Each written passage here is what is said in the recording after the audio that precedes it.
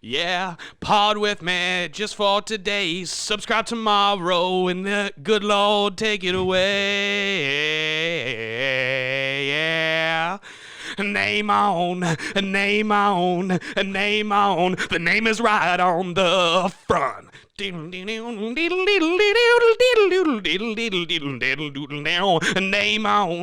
name on. Dream until your name's on the front. With the guitar. Yeah. I gave it a little riff. Yeah, that was very impressive. Thanks, guys. I thought of it in the shower. Classic rock. You went last I didn't week hit you've the been high going with notes. the newer pop songs. You went in a different direction. But you know what? I didn't hit the high notes, so for that, to the frontier, I apologize. I think it was pretty good. Thanks, guys. You mentioned it in the song. Hit subscribe Yep. on the YouTube. You could be the I tried to work that in. Yeah, I know you did. Okay. You could be the 35th subscriber if you get on there right now. Oh my god. And the Clips channel too. It's linked to the main channel. Twitter, Instagram @NameOnFrontPod. Let's go. That's it. That's our little intro for wow. everybody. Wow, what an intro. We're fucking rolling, boys. So yeah, the week of September 3rd today. What do we got going on this last week? A lot. Well, we have a game tonight. Important game. Should we get off to the Raps right off the bat? Yeah, I Okay. think so. And it's not looking good No. so far. No, it is not. Since we last talked, they played 2 games. First game, a blowout. Maybe a typical Toronto Raptors Game 1 performance. Just didn't really show up. Yeah. Offense was off. That was like one of those games where as soon as like you knew in the first quarter that like Yeah. they Tip didn't off, have a chance. Yeah. that game was over. Yeah. Game 2, they should have won.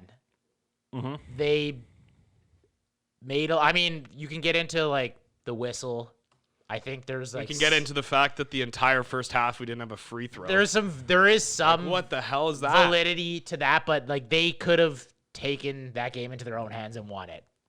They just melted Yeah. down the stretch too. Like And I don't think it's came out yet, but I'm pretty sure Nick Nurse is gonna get fined because he kind of went off in his I don't know. Yeah, I postgame. don't know if he got fined. Marcus Smart got fined for flopping. Well, yeah, but Nurse, like every question they asked him in the post game interview, he like took it back to the officiating. Yeah. I think he was like trying to get fined just to.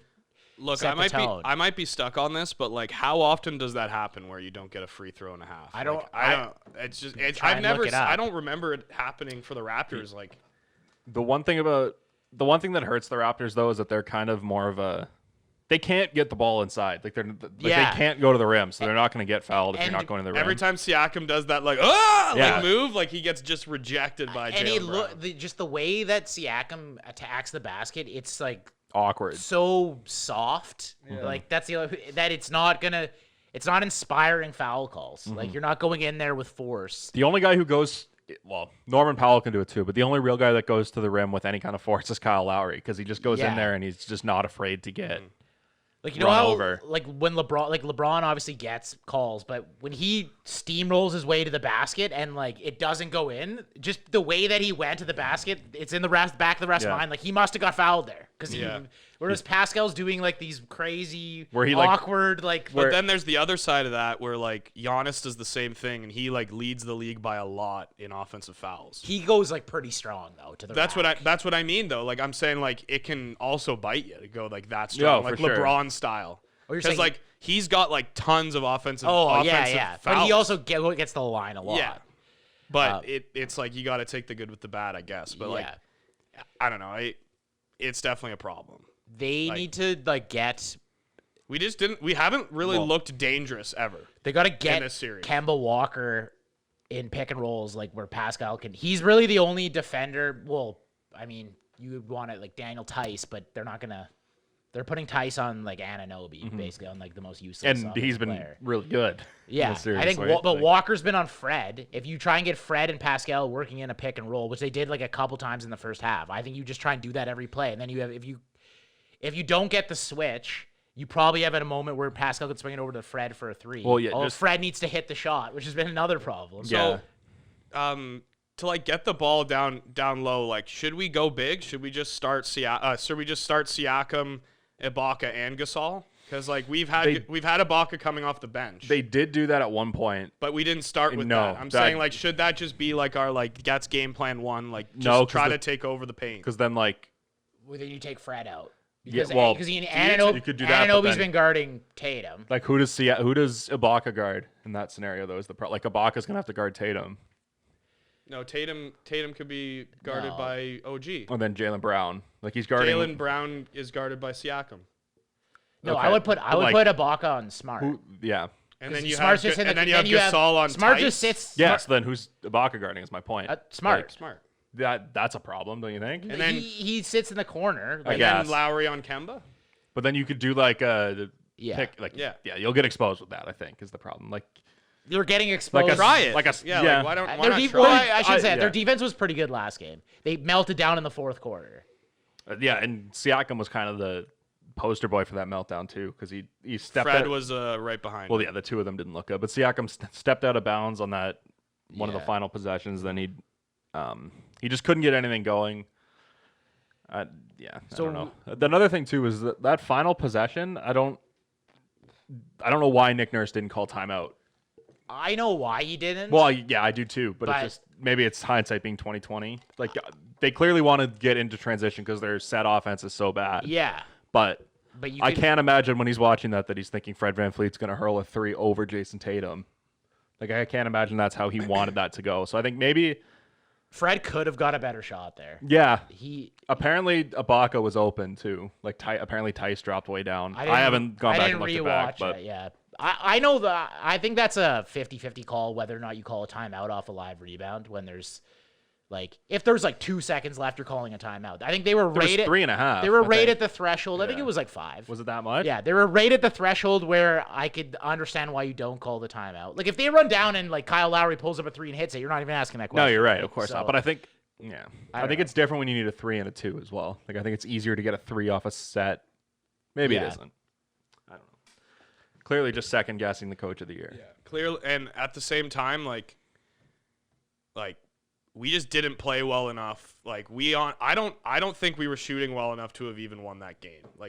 We missed so many 3-point open threes. They weren't even contested threes. Well, Lowry just open threes. Well, that's what I'm saying is why hitting. We should have we played bad and it was basically a coin flip. But missing game, those won. shots, it shouldn't have even come down to the last 3. Well, yeah, what I'm saying. Lowry and VanVleet. we should have been all over the amount of uncontested threes that we just openly missed. Yeah. There was one instance where we missed 3 straight, and I was sitting there ripping my hair out. I was like, just hit one. Also, Marcus Smart walks down. He doesn't even look. That's another thing, dude. Marcus Smart is probably not going to be Damian Lillard every game this series. Yeah. He's a 32%, He's playing 32% 3-point shooter. I think it's even lower. What has he been in the bubble since he's been in the bubble? Because that's a different story. We got to get those stats. He's 11 for 20 in this series, which is good. It's 55%. Yeah, Lowry and Fred, just to go off of that, Lowry and Fred were combined 3 for 19 from 3 in game 2. I would like to see a collective number of our threes because we were 8 for 40 in game 1, and then game 2 we were a little better, but not much better. Here, let me just grab that for you. Yeah, because I think that's the one thing that kind of maybe gives you a little bit of confidence as a Raptors fan is that we've hit those threes before and we've hit it better. Yeah, so way better. They're gonna hit the shots at some point. Marcus Smart was 2 for 15 in the Philly series on threes. So he's 11 for 20 in 2 games against us. Yeah. So that's he's been drinking Michael's secret stuff. That should kind of curve back to some sort of normalcy in hope. And it's not like he's getting wide open looks. He was hitting shots with hands in his face. Last game. Yeah, the first game he was wide open. The 4-point play. That's when I was like, okay, this game's over. Yeah. I honestly thought it in my head, even though it wasn't technically over. I was like, they're hitting shots like that. We can't even make an open 3. He basically single-handedly brought them back. Mm-hmm. He hit 5 threes in the fourth quarter. And then Kemba kind of took over at the end. So game 2, the Raps were 11 for 40 from 3, which 27%. That's clearly way below what they usually shoot. What were we game 1? Game 1, they were, give me a second here. 11 for 40, and I think we were under 10 we hit. Game 1. This is great podcast. Great radio. Let's talk about just guys 10 for subscribe. 40. Come 10 on. for 40. Okay. So they're 11 for basically 40 the and same 10. in So both they're games. 21 for 80. Yeah, we're like 20. We're like just over 25%. Yeah, Marcus Which Smart is bad. has made Yeah, very bad. half as many threes as our team in this series. Yeah, and Jason Tatum has just as many free throws as the entire Raptors had, and That actually wasn't true. We had 5 more, but that's what Nick Nurse said in his post game. Yeah, but tinfoil hat, put it on. What's going on? Who brings bigger ratings in the States? I don't know. Is it Boston or is it Toronto? Is it? Yeah, that's the conspiracy theory, I guess, right? Like the NBA can't risk another Milwaukee, Toronto, Eastern Conference final. They need that Miami, Boston. You're not getting Milwaukee. No, yeah. So no. Don't. You still think? Yeah, I still think they're coming back. okay, which team are you more confident in? Raptors or Bucks right now? If you had to pick Coming back? Raptors. I hate it, but I think. I actually think I'm more confident in the Raptors. I think I'm more confident in the Bucks because we're playing like shit, and every But time. that's why, though. No, but it's just That's it's why. it's my fan. It's the fan in me that has watched Toronto teams go down to Boston teams time after time after time, and it's like, when are we gonna step up? And we never really do, and even when we do, we still lose in Game 7. And this might be just the Leafs fan in me. This might be the Jays getting rinsed by the Red Sox for years. It could be anything, but I just have no trust. I don't know. And Milwaukee, they have the MVP, the defensive MVP. Like, eventually he's going to take over a game and win it for them. Like, yeah, they're not going to get swept. So I think I'd probably say I'm more confident in the Raptors just because if you look at the Heat, they're very similar to the Raptors last year in the way they're built. Don't get me wrong. I want to say the Raptors. They've got a superstar two-way player Yeah. who can guard Giannis. They've got Bam Adebayo who can kind of fill like the Siakam role defensively. Yeah. On Giannis. So I think they're just Dragic is like the crafty kind of point guard. Crafty veteran He's point not guard. as good as Lowry, but Duncan Robinson is the no-name wing player who came out of nowhere who's really good. Yeah. Tyler Hero is the white guy that the media is going to go crazy for. we didn't have anyone like that, though. Yeah, he's their Fred. Yeah. So, yeah, I think that's why Andre Iguodala's Danny Green. Yeah, he's got to take the last shot at some point. Yeah. I want Iguodala. So I think that's why I would take the Heat just because they've seen the formula of what you have to do to beat the Bucks. They saw it last year in the playoffs, and they've got the blueprint already is right there in front of them. The guy who needs to get unlocked for the Raptors, obviously Fred. Okay, those are Fred and Siakam. Yeah, obviously they played bad. Norm Powell needs to give them something off the bench. We're supposed to be the deeper team. We're getting outplayed by the Time Lord and Brad Wanamaker. Yeah, Norm needs to have a big game in Game 3. I honestly did. Boucher put in a couple of good minutes there. Yeah, he actually was. He had a block. Well, Nick Nurse is running it. He had 2 points. I guess as you'd expect. He's running a tight 7.5 man rotation. Can I say something that might sound ridiculous? We need the Bulldog, Rondé Hollis Jefferson out there because he can't. They don't have to guard him. I know, but just for the heart. The biggest surprise, I never all season I never really watched Boston because only watch Raptors games really. But Daniel Tice is a big part of their team. He's actually good. He's a Rondé Hollis Jefferson who can shoot threes. Yeah. If Rondé could shoot threes, then yeah, he's valuable. But the fact that he can't shoot, they don't have to. They could sag off him. I don't think he's going to give you anything. I would like to see Matt Thomas go in for a little spurt, see if he can hit a few spacing. threes. You'd have to hide him on defense, but. He could guard Kemba, I guess. Or on Tice, maybe. Actually, Kemba could be a problem. Him trying to guard Kemba. Yeah. Another thing that kind of has scared me throughout this is, this is going to sound kind of weird, but how good Serge Ibaka's been. I love it. I can't for whatever reason, I have this weird thing where I can't make myself trust Serge Ibaka. Oh, every time he shoots? Yeah. Yeah, that was the all last year in the playoffs. No, I trust him. Yeah, I'm just every saying, time I see him, I'm like, good, it's Serge. I'm just kind of saying that's one of the things where I'm at some point that's going to fall off, I think. I think the thing with Serge is you don't you don't want him to be your leading scorer. Right. If And he's complimenting other guys by putting up 15 to 20, that's awesome. Yeah. But if he's like the guy, the option, that's bad news. I disagree because the way the Raptors, like, I don't think he should be every night, but I think the Raptors run an offense where it's like, that's what I mean. If one night he's your leading fine. scorer, that's awesome. But you don't want to have to rely on him. No, for like a series. You don't want to have to for- rely on him. And I would say he's probably been their best or not maybe second best player in the series. If it's not him, it's OG. He's been their best OG was great in Shooting game too. 2. Yeah, he was unbelievable. great. Yeah, I really like He OG. looked. He was making my Kawhi Leonard prediction. He play goes out. to the rack pretty hard. Yeah. Yeah, like He when they does. give him the chance. But he's also got like usually the other team's worst defender on him. But So that's a good thing. Let's Yeah. exploit that, right? And Nick Nurse, if you're listening, please exploit it.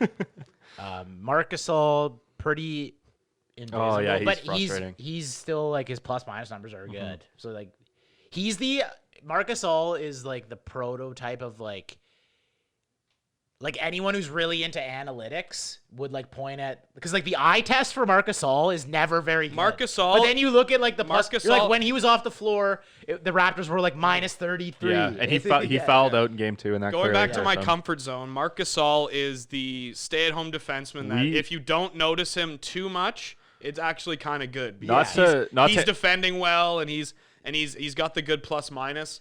And then if he scores a goal, great, bonus. I don't want to But it's interrupt he's here. still doing his job. But we don't have the logo up. Oh no, on the TV.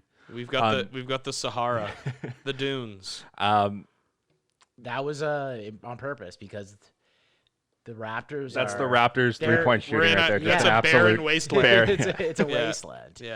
Yeah. But game Wow, 3, really good fucking metaphors, boys. Game 3 That's tonight. why people listen for the metaphors. Game 3 will be over before anyone hears this.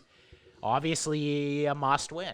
I don't even think that's cliche. I'm gonna I call- think that's a must win. I'm gonna call a Raptors win. I think we win by 15. If any of us plus. bet against a Toronto team at any point, I guess I said if Lowry didn't play, we would lose. right. I did with the Jays taking them to win 20 games. We'll get into that later. Well, none of us picked the Leafs to come out of the East. That's true. We picked.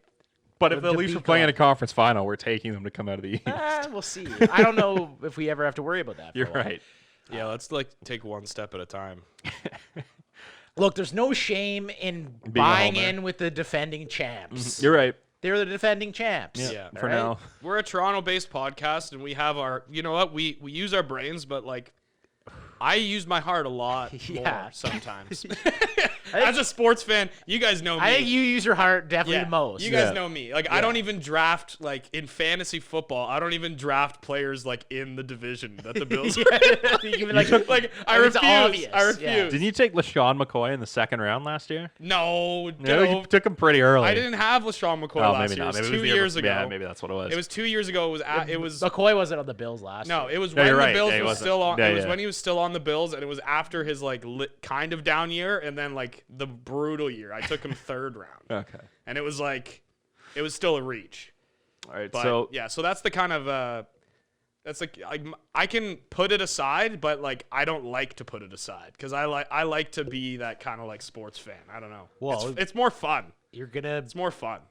be cheering with your heart tonight when the Raptors make it a 2-1 series. I'm guaranteeing it. Mark They Messier. win tonight. Here's one. I'm that not going to guarantee they Mike win the series. Messier I'm over guaranteeing they here. win the game tonight, though. Here's another one that I used my heart with. When I called the Rockets to go to the finals because I don't want LeBron in the finals, And they and they won last. So we had. They So did, I yeah. know a couple weeks ago we had, or maybe it was last week, you brought up the idea if the NBA should just go to a best of 5 in the first round. Yeah. And I think this past week kind of proved why you don't want to do that, just because we yeah, had 2 you're right. great series and 2 great game 7s play out with the Rockets, Thunder, and Denver and Utah. I have a take on Denver, Utah. Let's do Rockets, Thunder Sure. first. Yeah. Okay. The last night two Great games, like 2.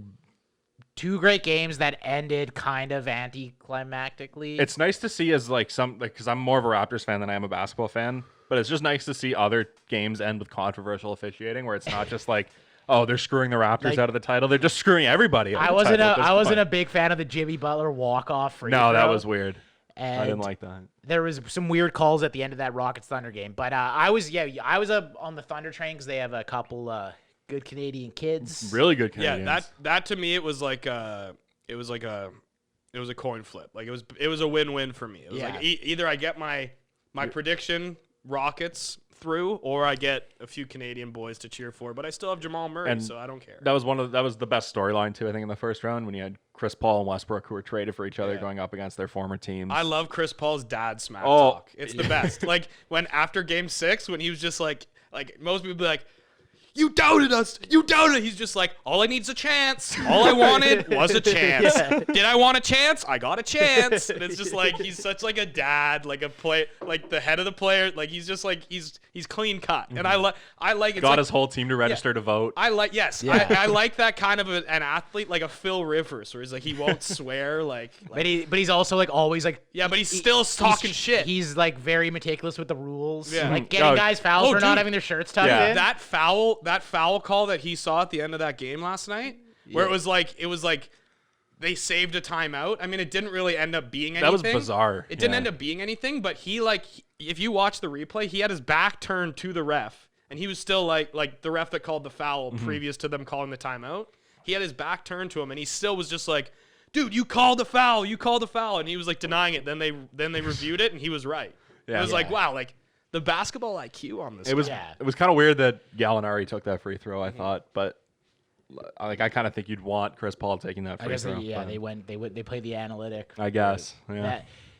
It's gonna be interesting to see what happens. Tried to out analytics the Rockets with Chris Paul because I think he has 2 years left on his deal. He gets paid. They gave up a lot. $40 million for Westbrook. When you look at it now. Yeah. It was Chris Paul, 2 first-round picks, and 2 swaps. By the way, did you see Chris Paul in his press conference after? No. Like, he was like crying. Was he? I almost think it seemed like he was like, this was like maybe my last like real shot. Even though no, man, they've got a young team. Yeah, but he's like 30. He's 35. Yeah, but he's also putting up like high 20 point, like he's putting up points. He's still playing well. Like I don't think this is over for Chris Paul. unless he like already made a decision in his head, like I'm gonna leave now. There's no precedent, and like obviously he's one of the best point guards ever, but I don't think there's a precedent of like a point guard playing in the NBA till they're like 40 though. Like 37, like you start falling off. And like you saw that with Tony Parker, Steve Nash, like all the like Jose Calderon. Stockton maybe played. He played. Well, yeah, that's really late. That team was like just a bunch of old guys running there. Like Karl Malone won the MVP and he was like 39. And I think Chris Paul is kind of Stockton's a good comparable because they're kind of he doesn't really have to rely on his athleticism that much. He's sort of just a crafty. Yeah, Stockton played till he was 40, but he was playing like 26 minutes a game at the end, 27. So yeah, I don't know. I don't think they're going to be able to trade him because he makes $40 million a year. The way he plays too, I think you kind of have a point there that he'll be able to play in the NBA basically for as long as he wants, right? Like he could play till he's 40 if he wanted to, just because somebody's going to value he's that. Not an all-star, right? But somebody's going to value that veteran playmaker, even just to help out a younger team. So to queue up. Sorry. No, go ahead. Sorry. Go ahead. No. I was just going to start. Were you finishing the point? I was just going to be rambling. Okay. Yeah. I hate interrupting. It's all good. You look hurt every time I do it. No. Okay. I was gonna say let's bring up next round Rockets Lakers. What did you want to say about Utah Denver? Should we? Okay. I thought we were still on the Rockets. Okay. Yeah. So Rockets Lakers you guys are more knowledgeable on basketball than me. Do the Rockets have the defenders to handle AD and LeBron? They obviously have the offense. I think they can I keep would up say offensively. they don't have the you're not gonna. LeBron's gonna get. Most teams don't, but can they contain them? I think that they have it. They could win the series. Yeah, but I don't think they could contain those two guys. Yeah, Crowder, PJ Tucker. Who's the guy that's gonna be? No, Crowder's on Miami.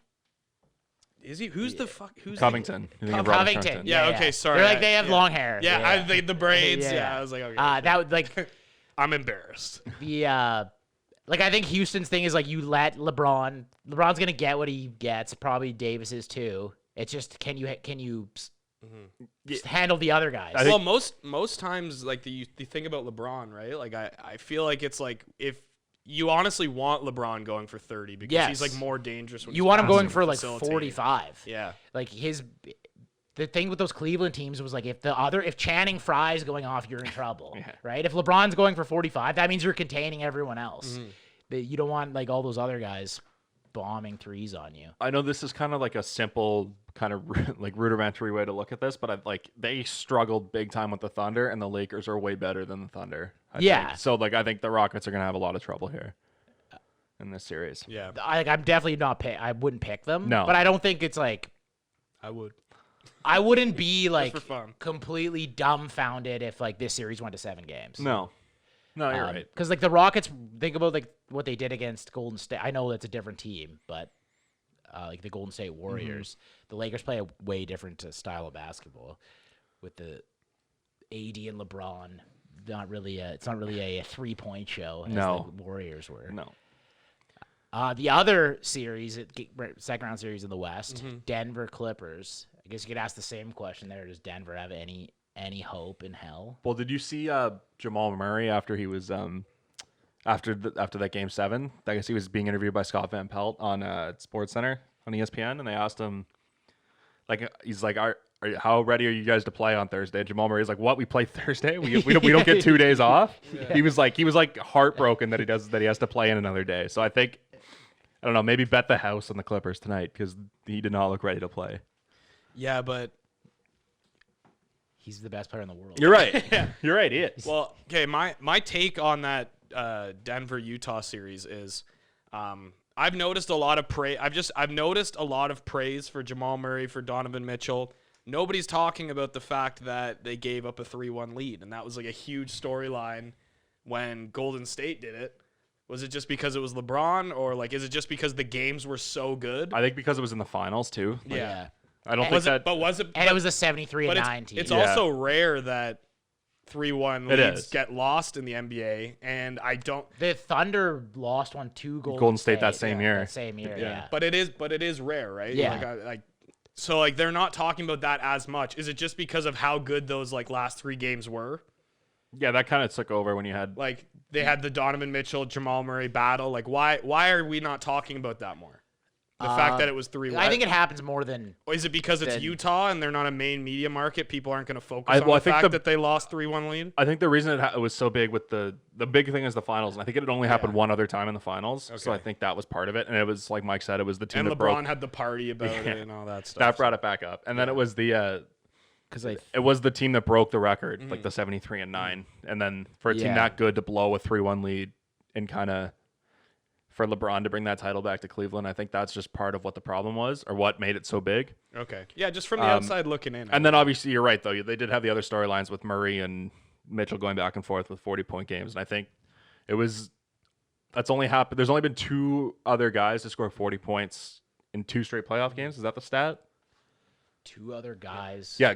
There's only been 2 players to score 40-point games twice in the playoffs. Yeah, it was Michael Jordan. Yeah, Allen Iverson. I'm botching that stat. What I saw was there's only one other player to follow up a 50-point game with a 40-point game. No, okay. it's 2 40-point games in the same series. Was it? Yeah. That's there's what it was. 4 players. It's Michael Jordan, Allen Iverson, and then the 2 in that series. Jamal Murray and Donovan Which is pretty crazy. Jamal Murray's the first guy since Michael Jordan to follow up a 50-point game with a 40-point game in the playoffs. Okay. In the playoffs. That's pretty good. Yeah. And then I think they were the first 2 opponents in the playoffs to both get 50.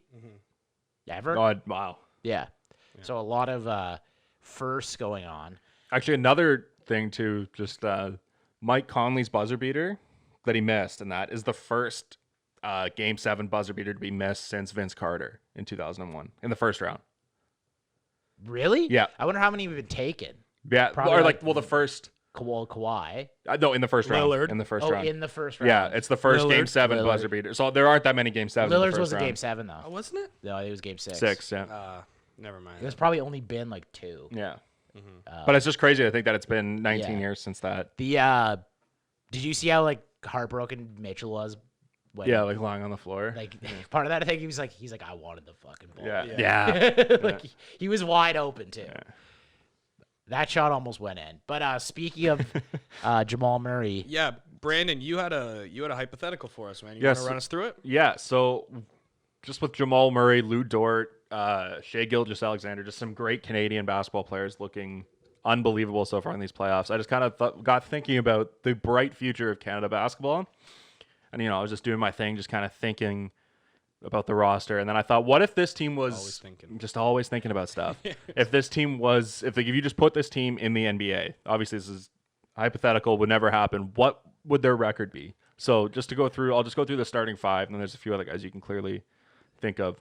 So at point guard, I have Jamal Murray. Jamal Murray, Shai Gilgeous-Alexander, RJ Barrett, Kelly Olynyk, and Tristan Thompson is my starting five. And then just a few key guys off the bench are Wiggins, Corey Joseph, and Dylan Brooks. Lou Dort. Yeah, Lou Dort. That's another one, obviously, off the bench. Nickel Alexander-Walker. Yeah, We have Brandon Clark. Yeah, Brandon. Like, there's just depth. And it's a lot of youth. I would probably substitute Brandon Clark for Kelly Olynyk for Brandon Clark. Okay. Yeah, you can go either way with that, I think. It's a lot of youth. I like Olynyk's shooting a little bit more than Clark's.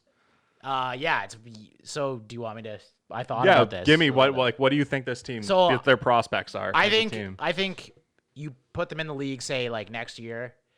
Let's say this season they were in the league. Okay. I don't think they're very good, but I think like the future is good. Like, I think this is like a low 30s. Really, you think they're that bad? Eh? Yeah. I was gonna say they're probably like. I don't see a lot of defense. No, that's definitely a problem. Yeah. Well, like Thompson, there's no wing defense. I would say like Thompson's a good defender. Dwight Powell's a good defender, but actually, SGA is a good defender too. He's all right, but like Murray isn't. Barrett isn't. Wiggins isn't. Lou Dort is. Yeah. But you got a lot of minutes. Like you like some of these guys aren't even gonna be able to play. There isn't even really a true point guard, which is a bit of a problem too. Yeah. Like Corey Joseph's the only true point guard he's the only true Canadian point guard, and he's. Is Jamal Murray not a true point guard? Not He's really. more of like Seems a like scorer. He brings the ball up every time. Yeah, he he's not is, like a playmaker. but, He's like a scorer. He's Denver's point guard. I would have said that this team would have been more of like a 6 seed in either conference. Really? Yeah. I say they don't make the playoffs. See, like the 7th seed was the Mavs. Are they better than the Mavs? No. Yeah. No. I think you can make a case.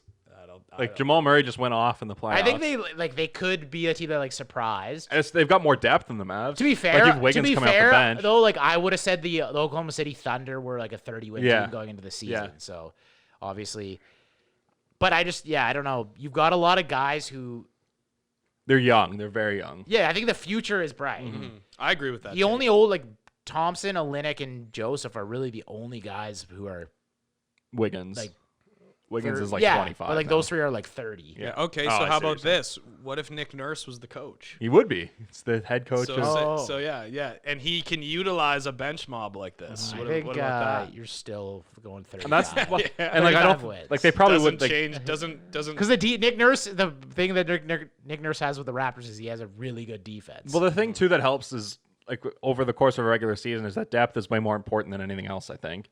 Or well, obviously like star talent. Might be right. I could see maybe they get like a 500. They sneak in, but then they get rocked. Yeah, I don't think they would. Yeah. Yeah.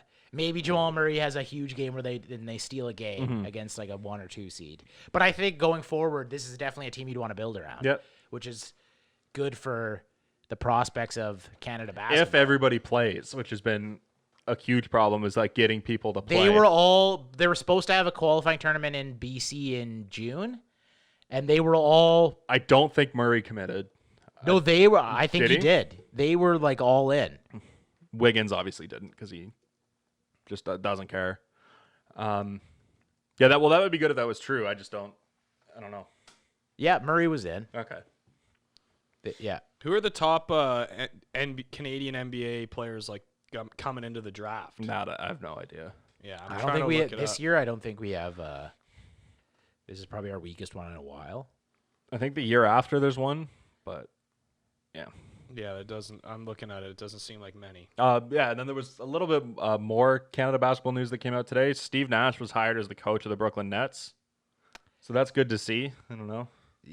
Yeah, that was kind of weird. It was a bit of a like out of nowhere hire. Yeah, I didn't even know that he was like in the conversation to be a head coach in the NBA. Because I think he was doing something with the Warriors. I don't know what his exact title was. There was a lot of rumors that Popovich was going to be Brooklyn's head coach. The guy just loves apparently his black and silver. His house is for sale in San Antonio, so he's got to be getting up there now too. Like he's going to be pushing 70. Yeah, I think he's going to step away.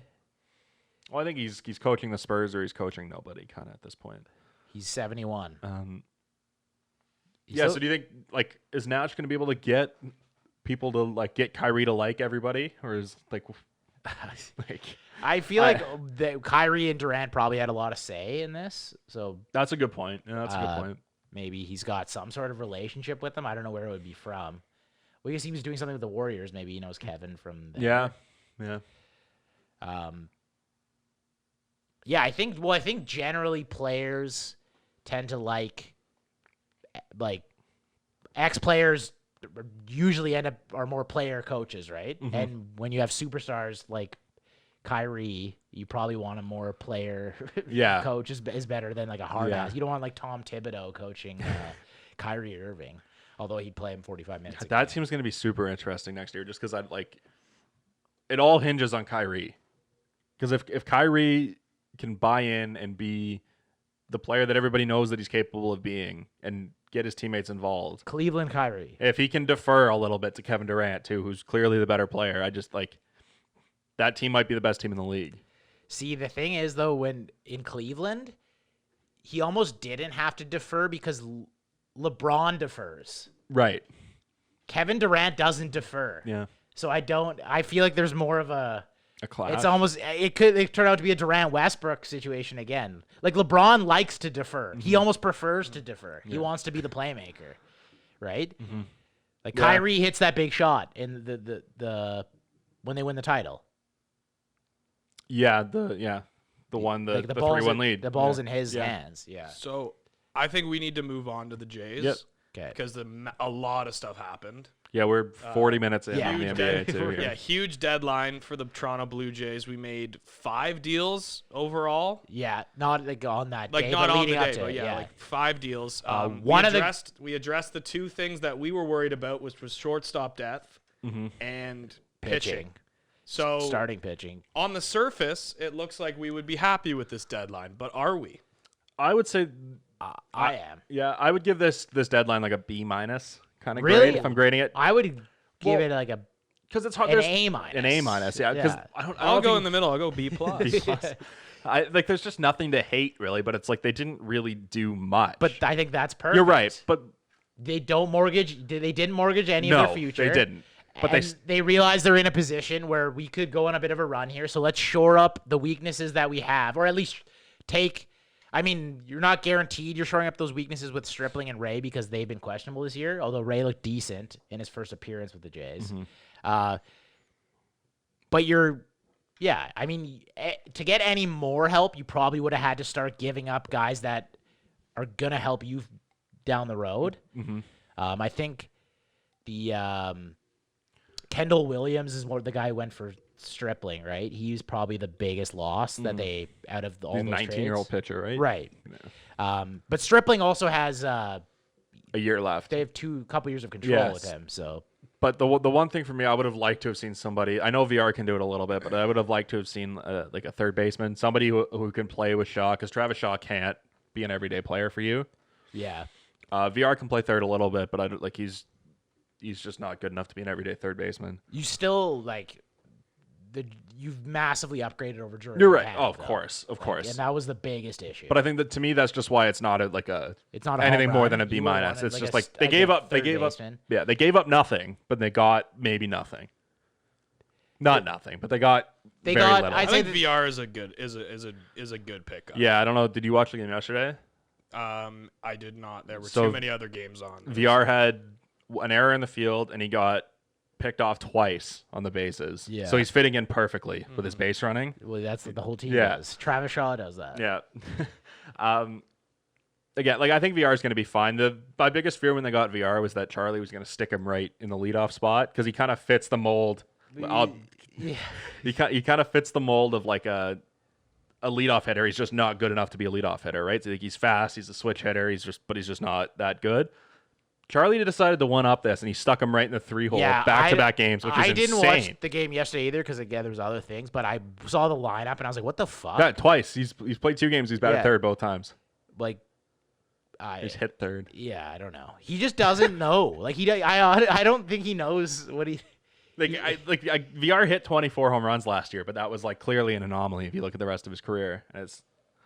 I don't know. Charlie just won't stop being Charlie, and I feel bad because we keep just railing on the guy. But You do. we keep railing on the guy. Yeah, No, we're a team here, but I agree with I agree with you. I'm not the one saying. No, it, so you're don't not. put it in my mouth. But I think the thing with that Ray and Stripling address too is that because I think I was thinking about this last night, you're probably going to play a decent amount of doubleheaders down the stretch, and they have one tomorrow, and if games there's just not enough time, and we have a lot of like middle relievers that they can stretch. No, but I'm saying like 4 innings like Robbie Ray did the other day. He was Right. pretty good. I mean, there was one hit pretty nice to and maybe to that's center maybe there, that scored a run. if but- you use him like that, you're not getting him. You're not starting him off against like the top of the order. Maybe that's a good way to help him kind of. because I think they obviously, I would hope with both those guys who have had success. Robbie Ray was like an all-star one year, and Stripling was an all-star last year or solid. 2 years ago. You would hope that like Pete Walker and the pitching staff see specific things where they're like, I can pinpoint what's wrong with this guy, and I think that we can fix it. Like, Yeah. if that wasn't the case, and you're just like, oh, he was good last year, let's just pick him up. Like, then it's kind of stupid. So let's just another hypothetical here. If you're going to a playoff series right now, a best of 3 with the Blue Jays, who's your starting pitcher? Obviously Ryu gets game 1. Who's been unbelievable. Yeah, like game 2, you might have 2 bullpen games in there when you think about it.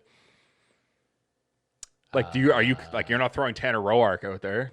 I don't think you're putting Chase Andersen. Yeah, like you might get the 3 innings out of Anderson and then go to the bullpen, right? Like I think that's probably what you're going to see out of this team down the stretch. Is you're going to see there's a very strong possibility that a bullpen game is like Thomas Hatch, Robbie Ray, Nate Pearson, Ken Giles. That might be like your second playoff game. Yeah. And then you roll with another bullpen. do the same thing. The crazy thing is they have the depth to do Yeah, that. because Like Merriweather's looked really good. They're like, I don't know, they're like an NBA team with a ton of depth. They've got 1 star. Their pitching staff is like 1 star player and then a ton of depth. Yeah. It's Ryu and then we're like, you might start Taijuan Walker, I guess, in a playoff game. Yeah, but actually, I forgot about him. Yeah, that's the thing. There's like so many. They have so many pitchers that you forget about. Guys. But again, Walker, you might get 4 innings out of him and then pull him because you don't want to risk him going 3rd time through the lineup. Yeah. So it's just insane to think about how many pitchers this team has, reliable pitchers compared to like a year ago at this time. Yeah. Like they've tripled their like quality arms in a year. Even though a lot of these guys were in the system, we just didn't really know about them. Yeah. I just have to go to the washroom quick. Okay. We got one last thing here on the Blue Jays. Alejandro Kirk has been added to the taxi squad. I don't know, for people who are unfamiliar, Alejandro Kirk is one of their top pitching prospects. He's 5'9", 260. Yeah, he's a big boy, but he can hit. He's really good. Yeah, they have 2 catchers right now who can. So I think there's a chance he might be catching in the playoffs. We get to see just the offensive line that Shapiro and Atkins are assembling here. Just fully play out. Are you out like Danny Jansen? He was supposed to be the bat. Like, was it Reese McGuire was touted as like the defensive catcher, and we're getting a call here. Right, sorry, guys, it's the first. You can answer it on the pod. We can edit it. Hello, you're on the podcast. Hey, is this those name on the front bozos? Yeah, we're the bozos. Why in the hell have you not brought up the ridiculous move of canceling and sending down my nephew, Sammy Gaviglio? This is Uncle Sammy. What? And I'm fucking fed up with it. Wait. Your name is Sammy? Uncle Sammy Gaviglio.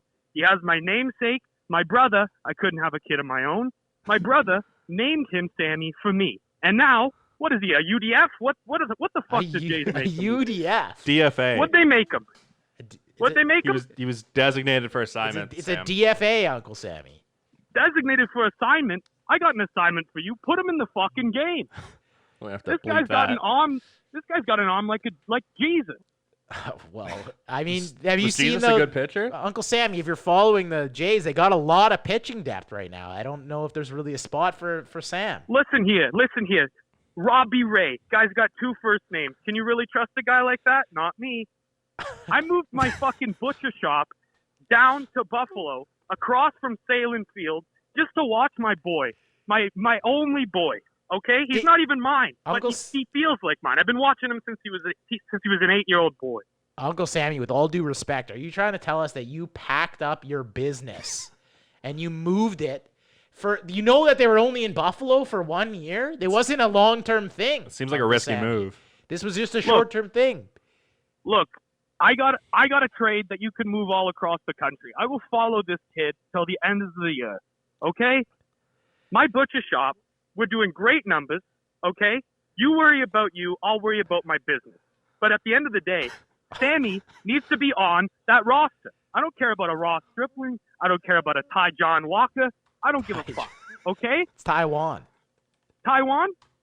Yeah, that's where Charlie Montoyo should be sent. Send him to Taiwan. Get him off this fucking team. The guy's with Fugazi.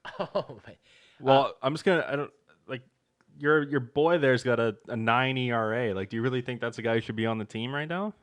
I just think he's a good locker room guy. He's a good boy. I don't know if you've ever talked to him, but he's a good man. He's a good boy, and I think have him in the bullpen for a little bit of moral support. Well, I think that's something that you need, isn't it? I don't know if they have room for that right now. We're kind of getting it. We're in the middle of a playoff race here. I don't know if you can carry a guy with a 9 ERA because he's a good guy. Look. Sammy Gaviglio, the guy started last year, and all of a sudden now he's just tossed to the curb like he's left yesterday's lunch meat. I'm sick of it. Look, I don't even know if he started last year. He didn't have a start last year there, Sam. Look, 2 years ago, last year, time likes to run. Time likes to run itself into itself. Okay? I got a bigger question for you. Okay. How did you get this number? Look, long-time listener, first-time caller. Okay. But we don't. I'm a big fan. It's a podcast. Big fan we don't take calls. Yeah, we've never taken a call before. I am a huge fan of that Aaron kid. He just has spot-on take. Well, he knows what he's talking about. I think he's taking a dump and right now. you two yahoos, I don't know why I'm talking to you. I'd like to get that guy on because I think he would love a Sammy Gaviglio. Yeah, I mean, I think he's a big Robbie Ray guy. I think he likes winning. Yeah, he just strikes me as a winner. He had Robbie Ray on his fantasy team. I don't think he ever had Sam. Look, if he didn't have Sam, I'm sure he was looking real long and hard on putting him on the team.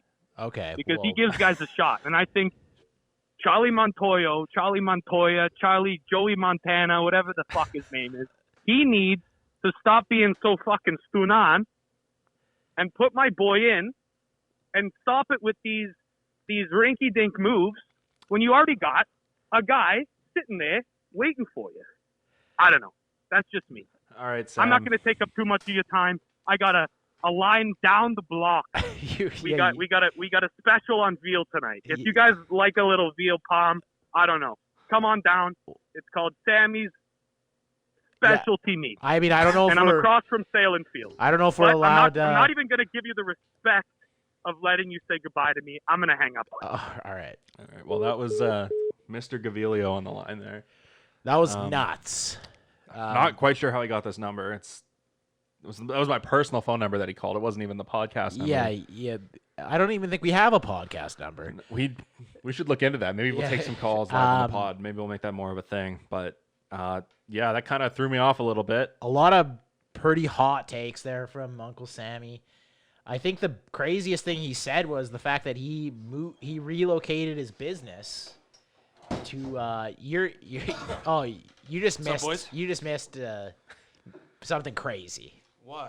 What? We just got a call. Well, Brandon got a call. We don't take calls. He got a call. We don't take calls. And he put it through Sam Gaviglio's uncle. Apparently his name is Sam. His name's also Sam. Sammy Sr. He called in to the pod, and he was really upset that Sam got DFA'd. He took it all out on us. And Charlie Montoya. Everyone needs their own punching bag. I feel like you guys might have just fallen victim. He also uprooted his business. What? And moved it to Buffalo. How did he get across the border in the pandemic? He can get into the States. You just can't get back. Oh my God! Yeah. So he's stuck. No, I think his business was originally in the States. Oh, I misunderstood. This isn't a Canadian man. Oh, you're right. He did not sound Canadian. Yeah. Okay, good. I was worried. Yeah. You don't want local business to go under. No, I don't know where he came from, but either way, he moved the business to Buffalo, and I tried to tell him, they're only going to be in Buffalo for What's the business? a butcher Meat? shop. Oh, okay, yeah. Sammy's. What is it? What's Sammy's butcher shop called? Sammy's Specialty Meat. I think is what he said. Okay. Wow. I mean, I couldn't even I respect a small. retain all that Yeah, information. I he was respect a just small yelling at us businessman. basically for 2 I respect minutes. a small businessman. I wish I was on the line with him so I could have calmed him down. I feel like I would have been able to. I'll send you his number. He had a lot of bad things to say about you. He said He said some things about me. he said you hated you, and he liked us. Oh fuck. Yeah. It's true. He did say Sammy, that. man, and reach out to me on Twitter, Instagram, anything. Let's talk, buddy. Come on. At Name on the Front Pod.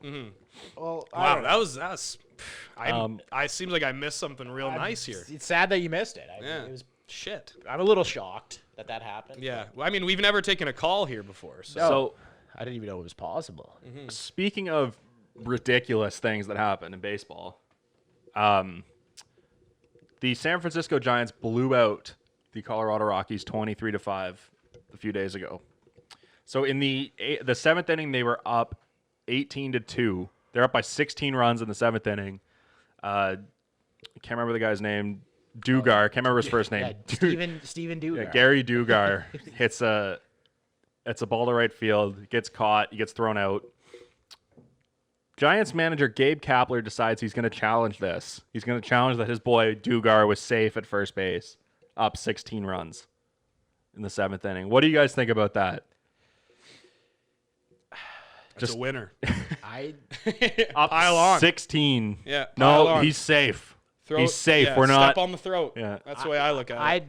I think This is sports. This isn't yeah, participation. I mean, I guess. I think I feel the same way as the Tatis thing. I think it's way different than Tatis. because you're just it's more about the time you're wasting. in Yeah, that situation. and Tatis, it's like you're just asking the guy to change what he does, stop. And Kapler was wrong too. The guy was out, So he lost the challenge. You just wasted everybody's time for no reason. I don't know though. I could see if you're sticking up for your player.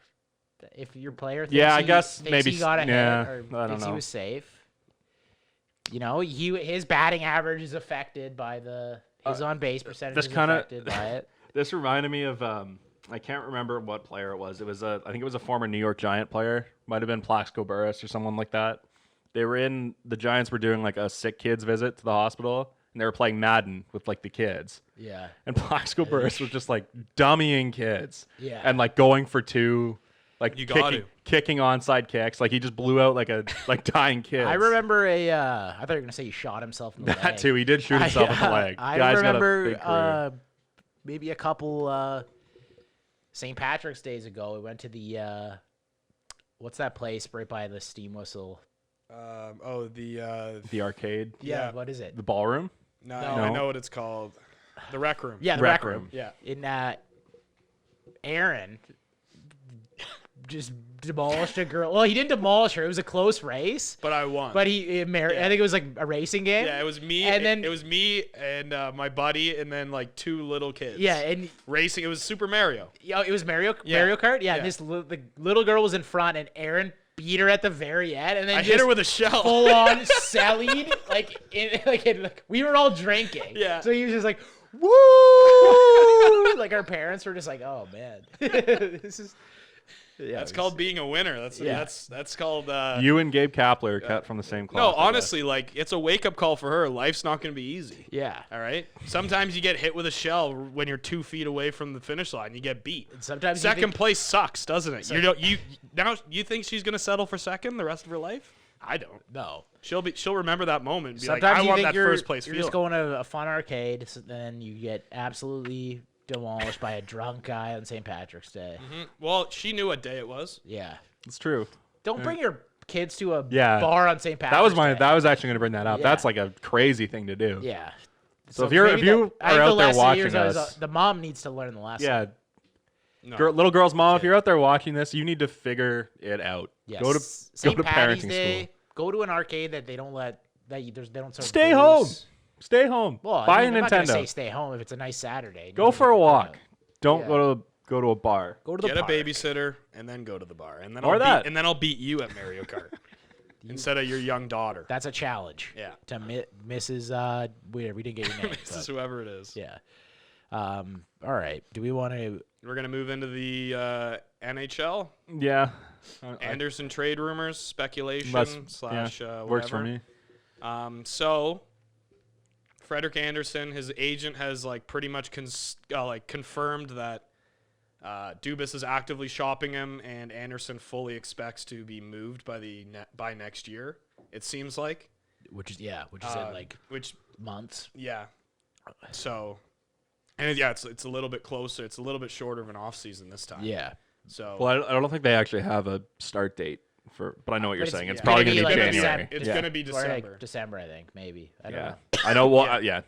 NBA wants to start at Christmas. Well, Silver backtrack on that try, too. I think they're going to try to be right around when the NBA starts. So, but yeah, the speculation. I am apprehensive. I'm a little nervous about it.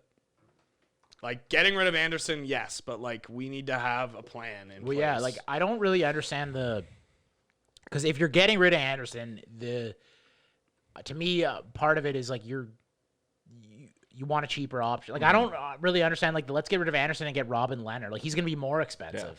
Yeah, but he might be more. He might be less expensive over the next 3 years than Andersen will be because Andersen will have to be re-upped. Maybe. And it's like let's get something for Andersen now when we can, because we're not going to be able to re-up on him. The enticing thing to me about moving on from Andersen is like trying to find a cheaper option who obviously may not be as good, reliable, I guess. But Andersen, but you can spread the money around to other places, right? And but Andersen isn't even really that reliable. Andersen is right. Just, that's what I mean. Andersen is just at his best. You are not going to get a goalie that's going to match Right. Andersen at his best. What we're going to need is a consistent goalie because Andersen isn't that. Well, Andersen is not the guy that you don't worry about ever. You worry about him. You're like, okay, there's but also by all accounts, apparently, like they're like Jack Campbell's getting like 30+ starts next year. He was the 11th overall pick back in So 2011. So you don't. If you're getting a Robin Leonard, like you're gonna pay a guy that much money and then have him start 43 games. Have a 1A 1B goalie kind of. If you're paying someone more than 5, like that's your starting goalie. If you want to run a platoon, then go for a cheaper option. I think, and then you just ride the hot hand, which is teams have done that to like Stanley Cups. The St. Louis Blues, Pittsburgh did that to an extent. Yeah, they were paying Fleury a lot, but. But yeah, I know what but you're they saying. did it though. Yeah, they rode the hot hand. Yeah. Like they were paying Fleury a lot. Vegas has done that this year. Yeah, with Leonard and Fleury. So I mean it's worked. It's a thing that's worked. Vancouver might be doing it too. Yeah.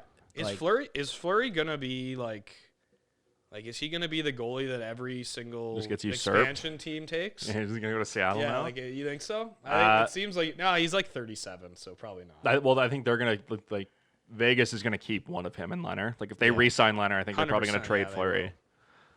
Yeah, he kind of got a little bit. This is gonna sound weird, but he kind of got screwed by just how good that team was. Because I think the plan was he was just gonna ride out his career there and be the face of the franchise there. But because they've been so good, they need a more reliable guy than him right now. Who would you call the face of that franchise? Mark Stone? No, I don't like. There's no face. Like it's like just like they're. Honestly, it's what the defenseman? Shea Theodore? Or is he a defense? No, the guy from Vegas, whose name I can't remember. I don't even know that. Hold on, I'll find it. Did you see what Fleury's agent? What the hell's this guy's name? Yeah, the backstab thing. Yeah, the picture. I think we talked about that last week. That was insane. No, I don't Maybe we did. We might not have. Derek Englund. He's that's the guy I'm thinking of. He's the from face? Vegas?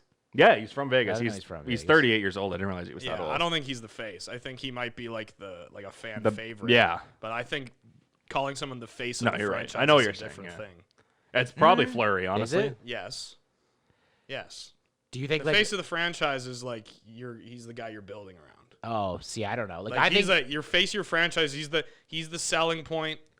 He's the selling point to like when the Flames won the Cup in 1989. Like I think Lanny McDonald was the face of the franchise. He was the fourth line. He's also a Hall of Famer. But he was the fourth liner. He's also a Hall of Famer. Or he was 40 when they won the Cup. He's a Hall of Famer though that you can like I don't know. I think a hometown kid in a face of a franchise is just different. Yeah. I don't know. It's all verbiage. Like it's all like it's meaningless. Like it's not important. But I think their best player is Mark Stone. Like he is for perennially underrated too. Like nobody ever like best goal scorers in the league. Mark Stone never comes up, and he's always like and he's like an unreal two-way player. Yeah, and he's dangerous. Mm-hmm. Like you just don't think about him when you think of like really dangerous players in the NHL. You don't think of Mark Stone, but he is. He's succeeded at every level too. Like, do you think it's just his style of play? Like he was like dominant at the World Juniors. Do you remember that? Yeah. And then he went to Ottawa. He was like by far their best player. Him and Hoffman and Carlson. And then he went to Vegas and he's just continued to light it up. So it's like, when are people gonna realize like how good this guy is? How frustrating! I think most people that pay attention have realized, but like, it's got to be frustrating to be a Sens fan, eh? Just watching like. Guys like that just you gotta hope walk because you can't pay them. You gotta hope that you hit these. Well, these Carl, it's like looks good that they got rid of Carl. Yeah, you're right. That's he's not gonna be in the NHL in 3 years. Yeah, you gotta hope that they hit. Like if you're a Sens fan, you gotta hope that they hit on these draft picks. So kind of we got sidetracked. Yeah, big time, a little bit back to like I've been kind of on the. Is that a knock on the door? Maybe. Continue. No, that's hammering. Okay, yeah, it's hammering. Anyway, wow. Little bit of a noise in the studio there. I guess we're construction in the studio. Maybe Uncle Sammy's trying to get in the building. No, he's still in Buffalo. So we think. Yeah. I've been kind of on the move on from Andersen train since Game 5 in Columbus with Columbus, just because it's 3 straight years. I think what do you 0-8 in series clinching games in his career. Do you want like what I was just saying though? Would you rather? Do you want like let's get another? No, I'd want one option, or do you want a 1A, a cheaper 1A? I'd want a cheaper 1A, just because if like moving on from Andersen would give you over $12 million in cap space, that gives you so much flexibility if you want to lengthen or add more depth to the team, kind of balance out the roster a little bit. You could even make a run at Pietrangelo if you want with $12 million. Well, He's gonna get re-signed now. That Jake Allen trade, they're re-signing him. They might. But apparently Jake Allen was like one of his best friends.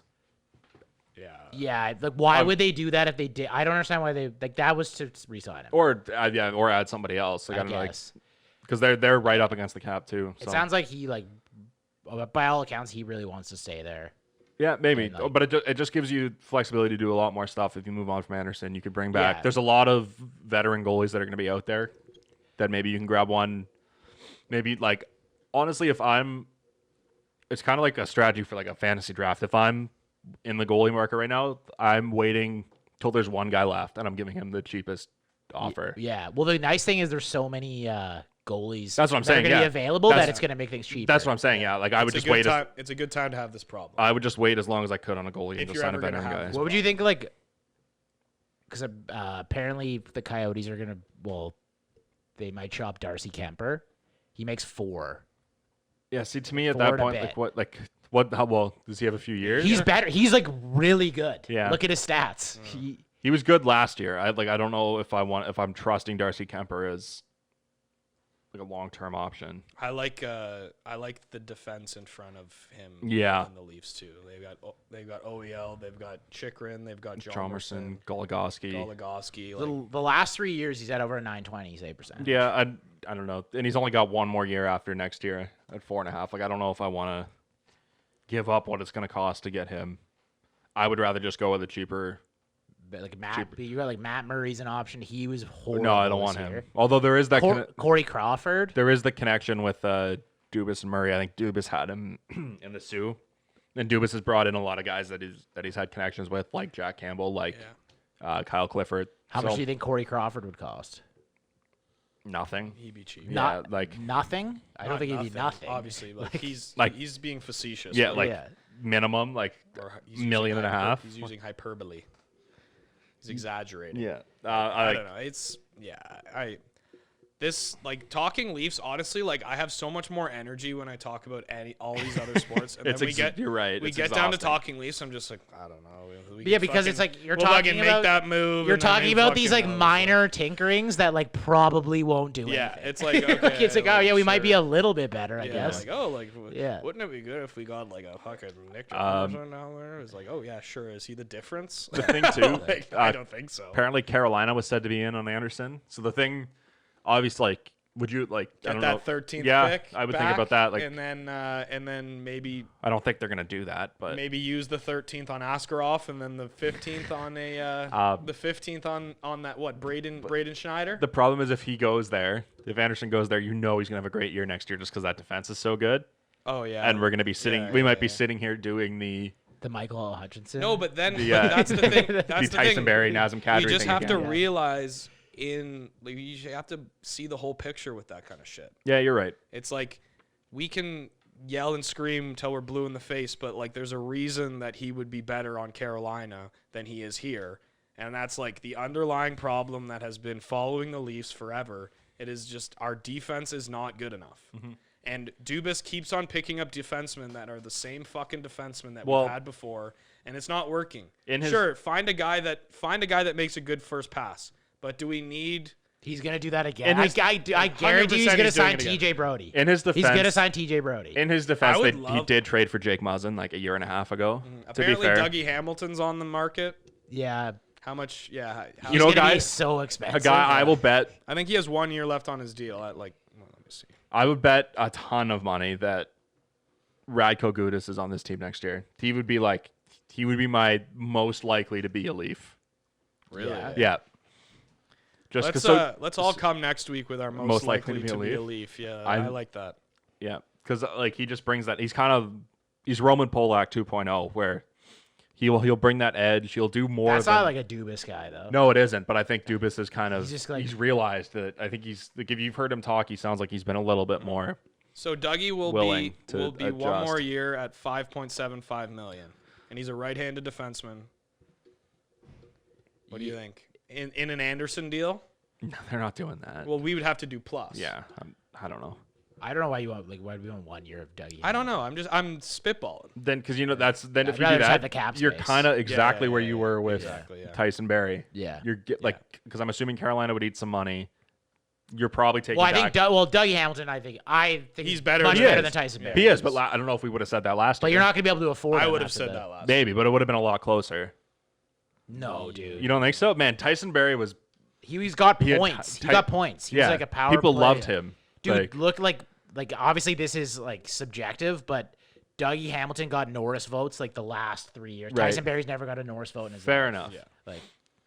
Yeah. Dougie would cost more, and I don't think they'd retain salary. Or you're taking James Reimer back. It's something like that. Like, man, Steve Dangle's boner just popped up. Thanks for watching, Steve. Optimus Rhyme.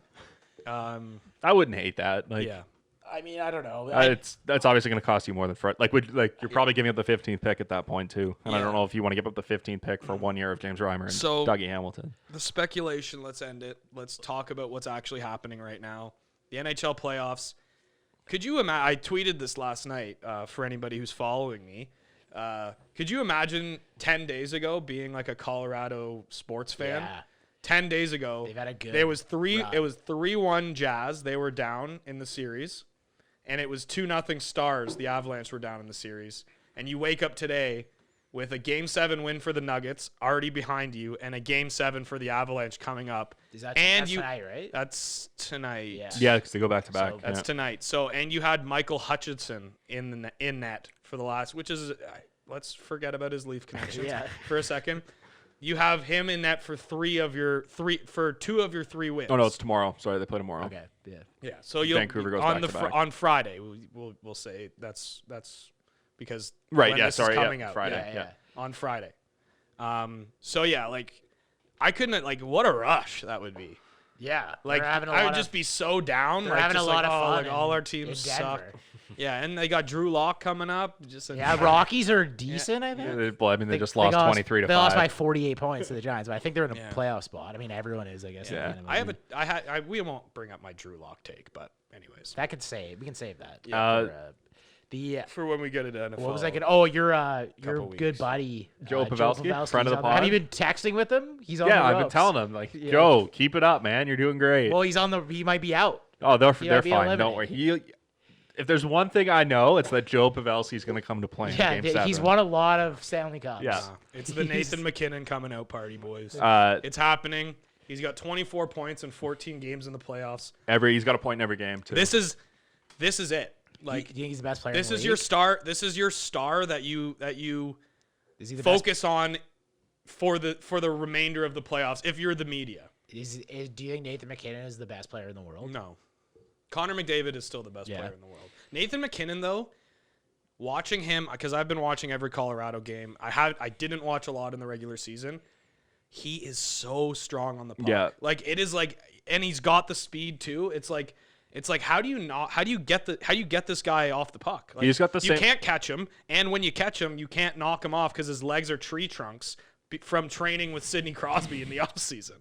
It's like he's got Crosby's like lower body strength plus like almost McDavid speed, and it's just like unbelievable. He's got the same kind of thing too with Ovechkin and Laine, that they've not so much Laine, but Ovechkin, where they're just like crazy powerful skaters where when they have the puck, it always looks like they're going to do something dangerous, whether or not they actually will. Like, you know that thing I'm talking about where they're like... it's that, like, holy shit factor. Yeah, exactly. You're like, okay. Sure, that is. It's like, for lack of a better term. Yeah, and it looks like he's just such a powerful skater. It's like, honestly, Matthews has that sometimes. Like, when he'll be out there and you'll be like, he's fucking buzzing. Yeah, you're right. Like, he looks like he's going to get something. And then MacKinnon looks like that every shift. Yeah. And Matthews will Matthews. Scary. The thing with Matthews too is he'll do that where he'll lose the puck and then like just randomly just bring it right back. And catch him from behind, lift the stick quick, like do a couple moves.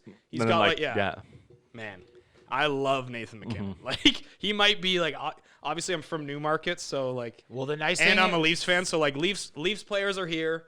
Connor McDavid is next because he's from my hometown, and then Nathan MacKinnon because that guy is sick. The nice thing for the NHL too is like he actually seems like he has some kind of a personality. MacKinnon, yeah. Like I have more charisma on the bottom of my shoe than Connor McDavid. Well, you host a podcast, like a very successple podcast. That guy is a boring guy, dude. Honestly, I think he's just been stamped out from years of like PR training. Yeah, when I remember, I went to an arena as a 10-year-old. So as a 10-year-old, and he was a 6-year-old playing with 8-year-olds, right? And on the York Simcoe Express, and people were like stopping what they were doing, stopped watching their kids play hockey on the one rink, and everyone was watching Connor McDavid play, which is the same as LeBron James. But I know, and so, he's got a personality. That's part of that's the leagues too. Like but I know. But LeBron James, that's what I'm saying. That's the point I'm trying to make. But LeBron James is a little bit more reserved than other NBA players. LeBron James would be like a sideshow in the NHL. Oh, 100%. Yeah, that just goes back to what the leagues are. But like Connor McDavid, since he was like a young kid, has been trained like don't say anything off, like you're gonna damage your draft stock, you're gonna damage your image, like don't damage your image. Like he's been like micromanaged to like a point where I think his personality's just been snuffed out in front of a camera. Mm-hmm. Like I just don't think he'll ever have it. It's a shame. Crosby's kind of the same way too. Crosby's the same, and those are those guys that come up. Like MacKinnon was never like. He was never thought of like he was like the number one pick. Yeah. But like he was never like 6 years old and like the whole country's talking about him. Mm-hmm. No. Like Crosby wasn't even really until Gretzky brought him up. Gretzky in that one interview where they were like, who's gonna like break your records? And Sidney Crosby was 15. He just got drafted to the QMJHL. He was like, this Sidney Crosby kid is gonna like break some of my records. Another guy who had that hype too was Tavares, and he's got the same personality as those guys, right? Yeah. He doesn't say anything interesting, but Tavares? He emotes though. Yeah, you can tell. Like Connor McDavid is like no emotion, no interesting things coming out of his mouth. Like when he's speaking or talking. Yeah, John Tavares will like show like he'll be like animated talking. He just won't say anything interesting. Yeah. He'll say the hockey cliches. Mm-hmm. With like McDavid and Crosby, it's like they're just like it's like a robot. You're talking to a robot. But So my predictions are still alive. Colorado and Tampa in the finals. You jumped on those predictions as well. I had Colorado from the start. No, but Tampa you jumped on. No, I don't think we ever said this on the podcast, but I had Carolina. Because I had Tampa from the start. Yeah. But I had Tampa and Colorado from the start of round 1. Yeah, Because we made our picks in the qualifiers. Right, I said Pittsburgh and Yeah. Colorado. Yeah. Then And I then once changed it Edmonton- to Carolina. Okay. And then I said I think we were just texting, I said Boston. So yeah, So you're I'm like you're. But we Eastern never said that Conference- on the pod though, so I Yeah. think I still have a strike. You're outing yourself a little So bit. I'll but, say the New York the stingy Islanders. Islanders They never go away, man. going to the Stanley Cup final and losing to Colorado. That's my last strike. Okay. I can't remember. Did I take Boston on the podcast? I No, don't you think so. didn't. You said it in the text. The same thing. I had Dallas and Washington from the start.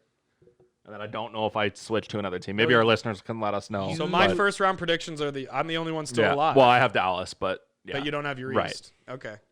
Yeah, who did you switch to? I think it was Boston, but I don't know.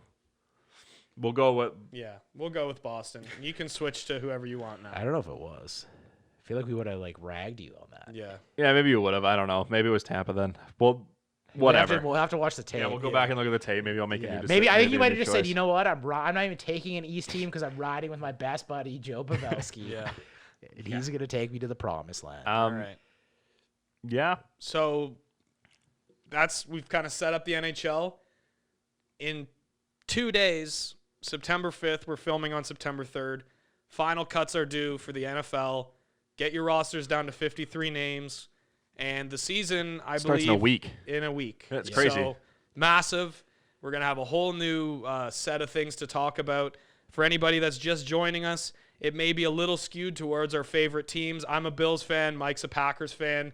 Brandon's a Bengals fan. So I actually kind of like that because the Bills are on the way up. The Packers, Mike, I'm sorry to say, they're kind of falling a little bit on where they were because they're not at the peak Packers of what they have been. And the Bengals are like just starting that rebuild with their new quarterback. They're going to be. So I think we have 3 teams that are at very different levels and like we can kind of speak to it. I think the Bills are ready to be a juggernaut, but that's also a little biased on me. I've already told you I speak with my heart and I give opinions with my heart. I love the NFL. I'm excited that it's coming back and let's talk about some of the big moves that have happened so far. There's a lot this week, eh? Yeah, a lot this week. Yeah. So we had Yannick Ngakoue was traded from the Jacksonville Jaguars. He was traded to the Minnesota Vikings. The Jaguars are just tearing things down. Yeah. Like if you look at the guys they've traded the last 3 or 4 years, like ever since that when they beat the Bills in the playoffs, it's just been the Khan family is just worried about AEW. yeah. That's all they're worried They're about. promoters now. They're wrestling promoters. Yeah. So they traded Yannick Ngakoue and then they cut Leonard Fournette, who was their 4th overall pick 4 years ago. They still kept Doug Marrone as a coach, who I hate. I hate Doug Marrone. And then Fournette actually went on and signed with the Bucks. Yeah. But doesn't that just look like it is one of the worst draft picks of all time? Well, I think I saw a stat where it was like the Jaguars over the last 10 years, I want to say, have had first round, top 10 picks in 8 of the drafts. And Wow. they None are on their roster? Yeah, I think they have 1 left. It's like Josh Allen, I think, is the one on their roster. Yes. Yeah. Well, that was like 2 That was 2 years ago. Yeah. Yeah. So he's out soon. And I guess whoever He'll be- whoever they picked this year probably. I don't know who they picked. They picked but, C.J. Henderson, yeah. cornerback, to replace Ramsey. That aging veteran Jalen Ramsey. Yeah. My laptop's dead. So. Oh. But yeah, so when you look at that draft, they picked Fournette 4th overall, I believe, in the Mahomes Watson draft. To me, that is a more indefensible pick than Trubisky at 2. Yeah. Just because, Trubisky, at least you can see the thought process. You're taking a It's quarterback. a quarterback. Quarterbacks just have so much more value than a running back does. I Right? agree with you. I'm just Running backs have minimal value. And even unless it's even the same thing. It's there's usually 2 or 3 guys in the league, I'd say, at a time where it's are significantly ahead above McCaffrey, Saquon Barkley. McCaffrey's thing though too is the replacement level of a running back is unbelievable. yeah. you can replace him with a 3rd rounder, And and even he'll start week 1. That was the thing too with the Cowboys taking Zeke. same kind of thing. Like running backs are not that good that they should ever be going in the top 5. I wouldn't say if they're not that good. It's just they're not. There's a ton of them valuable enough. Yeah, you can just substitute guys in who are going to be just as good. Yeah. And just So here's actually interesting, right? So we're kind of shitting on the Jacksonville Jaguars there. Actually, you know what? It's not the same. Never mind. I was gonna say Carolina Panthers also picked a running back in the top 10 that year. It was Christian McCaffrey, but they still had Cam Newton at that time. Yeah, the Jaguars were like they chose. They chose Bortles. Yeah, they chose to stick with Bortles than take one of the quarterbacks. McCaffrey's turned out to be one of the rare exceptions of this is a game breaker running back who can't be replaced. McCaffrey's also just as good of a receiver as he is a running back, which Fournette isn't. But you also hindsight's 2020. Of course, right? But Leonard you could say that maybe their scouting had something to do with that. Leonard was perceived as Adrian Peterson 2.0 when he was coming out. Yeah. He was that bull that was never heard in college. He just put his head, and then he just fell off. As good as Adrian Peterson is too, I just don't think you should take him in the top 4 just because he's a running back. He's not a guy. He's not a good pass catcher. Neither is Fournette. I don't like. He's not. He's just a straight up. He's not a. He's dynamic. he's an old school running back. Yeah. Where now the new school running backs have to be a threat out of the backfield. And you have to pass block, and you have to which I think those two guys are good blockers, but still, Fournette's a good blocker. Yeah. He's got the weight for it. I think he should be a good blocker. But, that was going into other running backs. Alvin Kamara seems to be kind of unhappy with his contract. Do you think the Saints regret signing Taysom Hill for $21 million? And now they're now they're nitpicking over $2 million for their star running back. Yeah, it's just Alvin a bad Kamara. look, right? When you do things like that, it just doesn't. Yeah, the optics are brutal. Well, Taysom Hill's not even their backup quarterback, or at least he wasn't last year. I don't know who he's their backup now. Is he? Yeah, because they don't have Bridgewater. Right. Yeah. They just clearly did not trust him to play quarterback though, because he's like a special teams running. He's not back. a quarterback. No, he's not. He passes. I think he had under 40 passes. I believe Mohamed Sanu has better passing stats than him. If you look at their careers. Yeah. So John Brown might too. he had 2 touchdown But passes I think last year. Sanu is a guy who kind of does it quite often. Also, he was also released actually yesterday by the Patriots, but I think there was some weird. Sanu was? Yeah, there was some weird thing though where they didn't do it in time. So they still have him, but they're either going to cut or trade him. They wanted to release him, but they blew that's it. Weird. So that's weird. That's uncharacteristic of the Patriots. Yeah, they usually are. They're right on that shit. They didn't get it in time for it to go through yesterday. So I guess there were people speculating he might be traded now. Yeah. But so NFL. No, they have Jameis. Jameis is the Saints' backup. Oh yeah. So Taysom. So they paid just a gadget player. Oh yeah. I couldn't remember who they signed. I knew they signed somebody. Yeah, I forgot about that. And Jameis got eye surgery. He got LASIK. Yeah, he can see. So he can see now, guys. So what do you think? So he's gonna be able to see that clipboard really clearly. No, he's gonna be like the iPad. Yeah, he's gonna be like was it Goldberg in the Mighty Ducks? They just put glasses on him. Was that another movie? I think you're thinking of another movie. Yeah. What's that one where it happened in so many Disney sports movies where it's just the goalie.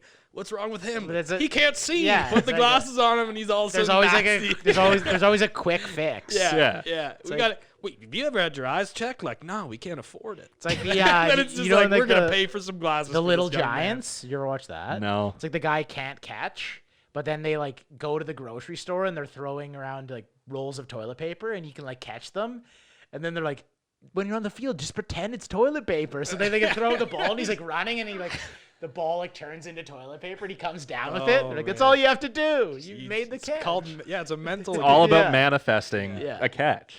Yeah, manifest a trip to Paris. Yep, that's always a good thing to do. There's a nice little inside joke for the pod fans. Perfect for everybody. You can you got to follow us on Twitter for the. I'm sure some people watching will get that. Yeah. They'll chuckle. People. Yeah. All right.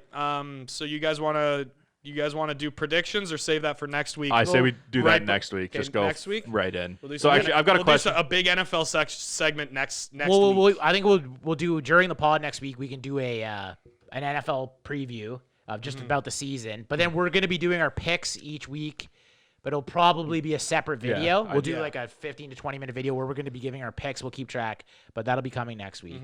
Yeah. So big things coming from Name on the Front.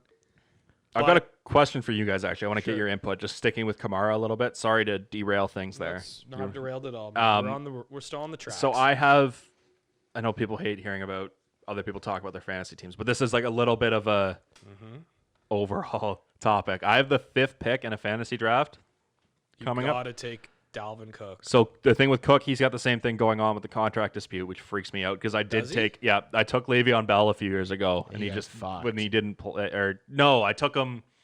I traded for him that year. I traded Christian McCaffrey for him that year. Oh, God. Right before McCaffrey started snapping. But yeah, so you've always been a big Le'Veon guy. I did, yeah. And I remember having arguments with you about it.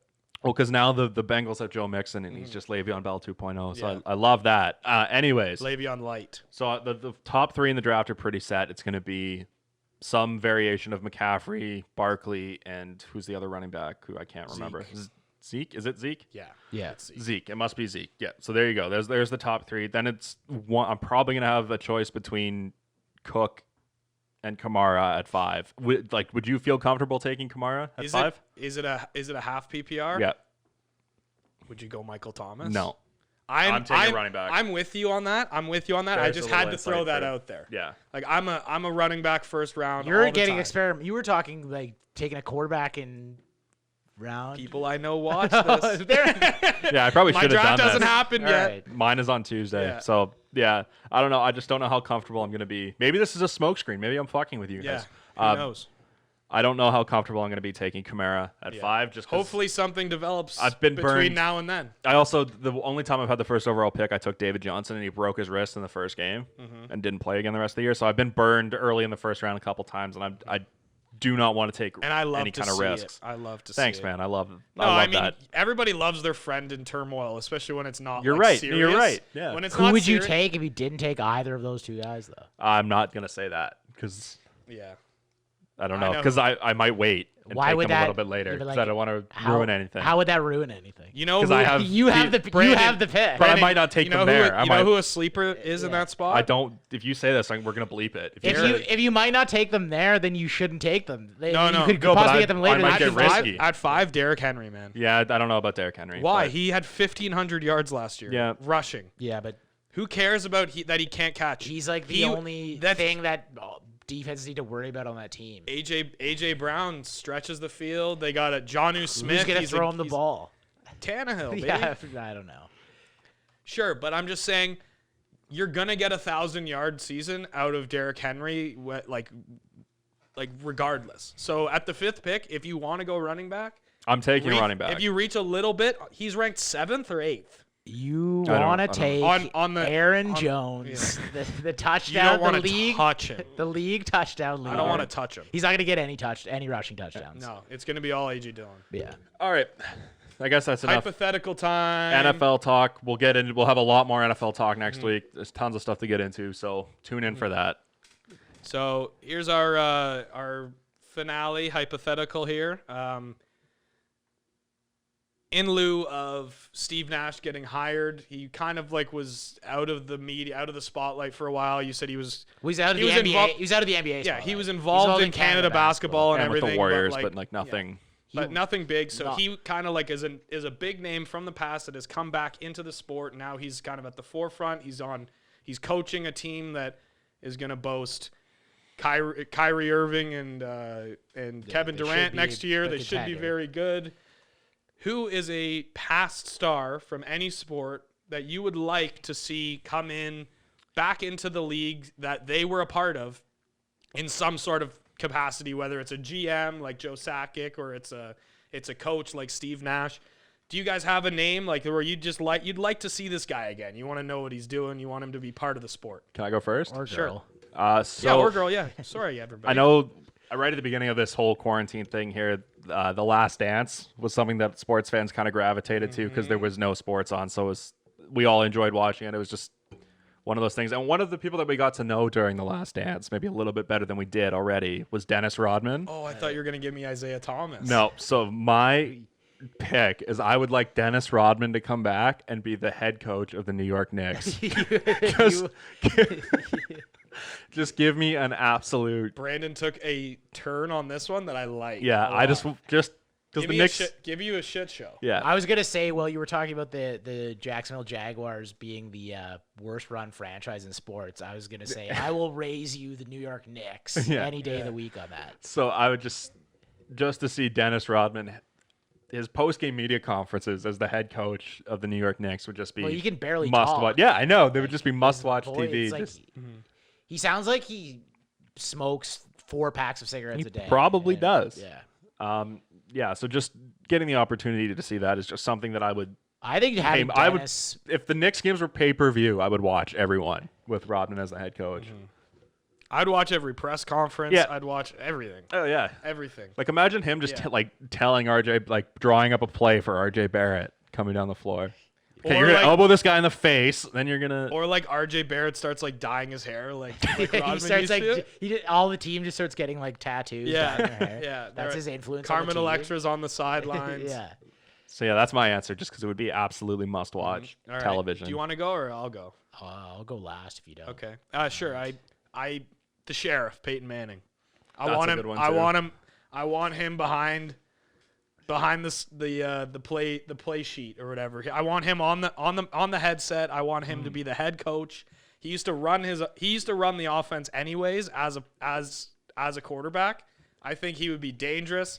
I think the way I've seen him break down plays. He's Tony Romo on steroids with how he can break down a play and how he just understands the game. And I would love to see him back. He's a great personality. He's good on commercials, which head coaches do tons of commercials in the States.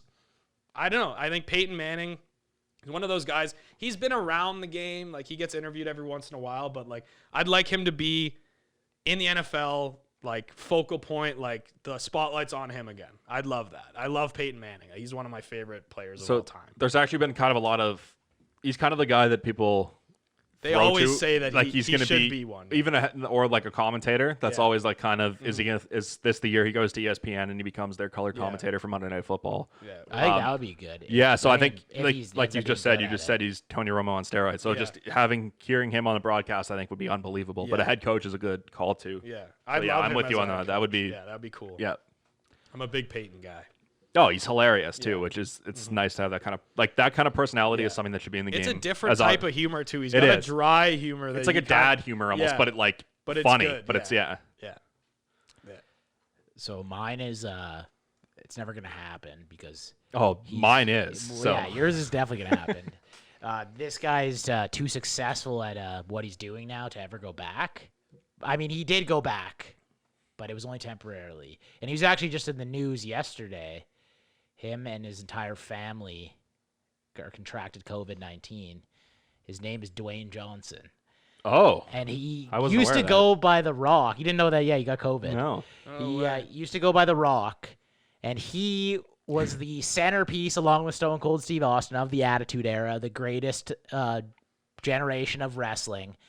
And as a person who's a wrestling fan but doesn't really like it, like what's going on with it right now, I'd love to see The Rock come back in some sort of capacity, not as a full-time in-ring performer, but maybe he's like a general manager of Raw or a some sort of thing like that, a manager of someone, because if you get that guy on the mic, it's electric. Yeah. And if you have him, I'm just worried about because I'm worried about the PG thing with him. Yeah, it's not going to be as good. Cheesy. Like it's not going to be as good. His shit was good because it was like jaw drop. You're like, did he just say that? Like, I don't think he'd have that leverage and that like. I mean, you're never gonna get it like that. No. But I still think it would be better for him to be like the WWE would benefit from him being involved in some capacity. Whereas, but obviously he's ridiculously successful at. He owns the XFL now. He's every movie that he makes is like a box office smash. So I don't think he's ever gonna. One thing with get rid of that, but. That too is that that wouldn't play as well. This obviously it's a hypothetical. This might be looking too deeply, but that wouldn't play as well with the no crowd situation that they have going on now. I'm thinking like I know. No pandemic, like crowds back. But you'd have to wait. His whole thing was like the crowd saying every one of his catchphrases, and he had 50 of them. His whole promos were just like catchphrase. Like by the end. And like if somebody did that now, it would be cheesy as hell. But because he was who he was able to pull it off. Like if Roman Reigns gets up there, but now I feel like they try and force. His was like he would say things, and I don't think in his mind he's like, this is gonna be a catchphrase, but the crowd would just love it so much that he'd be like, I'm gonna say that again next week. Mm-hmm. Yeah. Yeah, he was just a walking catchphrase. Mm-hmm. Yeah. Yeah. So great hypothetical.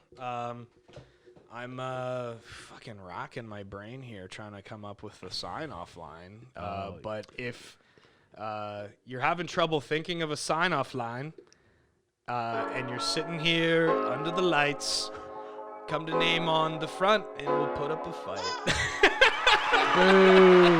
That one sucked, Aaron. You fucking suck.